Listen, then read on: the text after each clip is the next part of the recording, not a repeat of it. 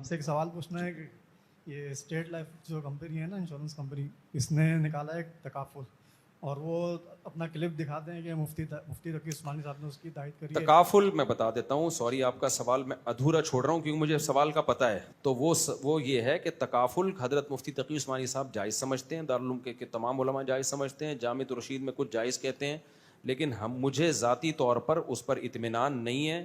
جامع الرشید میں مفتی حسین خلیل خیل صاحب جو مجھ سے بھی سینئر مفتی ہیں، ان کو بھی اطمینان نہیں ہے. جامع الرشید کے سب سے سینئر مفتی ہیں مفتی محمد صاحب، انہوں نے بھی ابھی تک اس کے جائز ہونے کا فتویٰ نہیں دیا. تو اشکالات ہیں ہمیں کچھ اس پہ.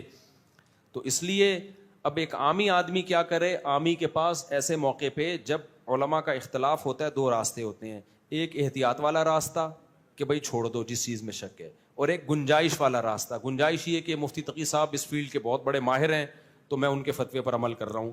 عامی آدمی کے پاس اب اس کے علاوہ کوئی آپشن